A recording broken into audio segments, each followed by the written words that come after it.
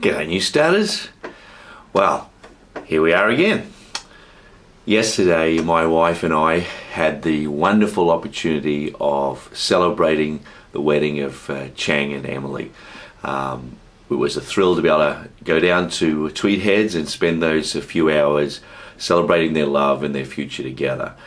It was difficult to sit there and not experience memories of Emmy and my marriage and our relationship. I guess that happens for most people when they've been married a while. You go to a wedding and you kind of reflect on your own experiences in that process, and it reminds you of how rich and wonderful a life of love genuinely is. And there were three things that stood out in my mind as I was going in that reflective process. The first was remembering when Emmy and I first fell in love and got married, and really sensed that we wanted to dedicate our life and our love to touching other people's lives, and to allow the love in our relationship that would become the context in which our lives would be transformed to be the opportunity to show others love and grace. And while we've been far from perfect in that process, and there's been many ups and downs, it's a thrill to have been married almost 30 years and to recognize that the overwhelming trajectory of our years together has been exactly that. The second thing that stood out for me was how thrilled I was that this young couple sharing their love together with an anticipation of living out their lives in exactly the same way that we have desired to live out our lives.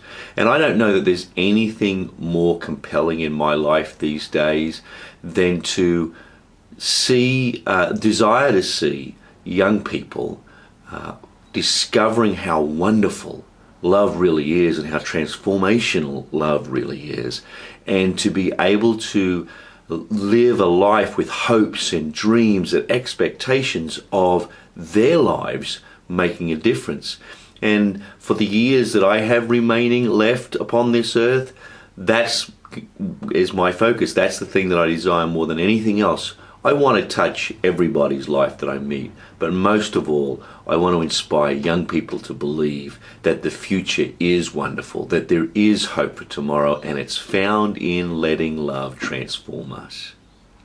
The third thing that came to my mind was just the reminder of the biblical connection between the relationship of God and His people that is reflected in the marriage relationship. That imagery appears a number of times, and particularly it is an Old Testament concept, but in the New Testament Jesus seals that in terms of His relationship to His church, and He calls the church His bride. And that speaks to me of the vulnerability, the openness, the depth of love that is found in the relationship between Christ and His people. It also speaks to me of the creativity, the desire to expand, to reach out, to touch, to bring about that future that we spoke about just a couple of moments ago.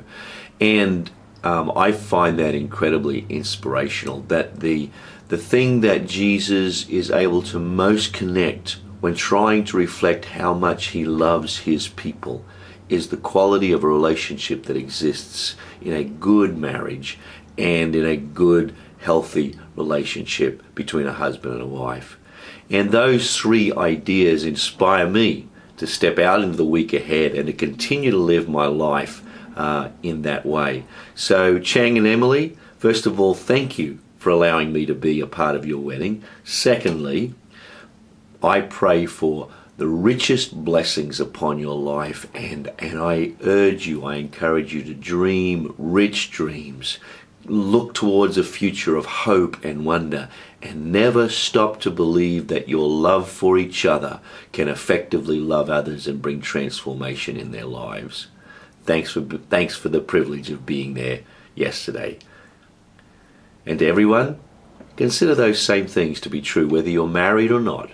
you can live out a life of love that is transformational. See you next week.